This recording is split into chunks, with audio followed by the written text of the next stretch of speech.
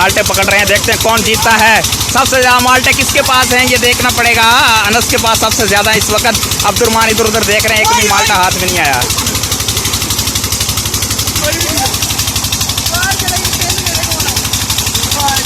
और अनस जीत चुके हैं ये मैच। अब्दुर्रहमान बाहर जा रहे हैं काले में पकड़ने के लिए।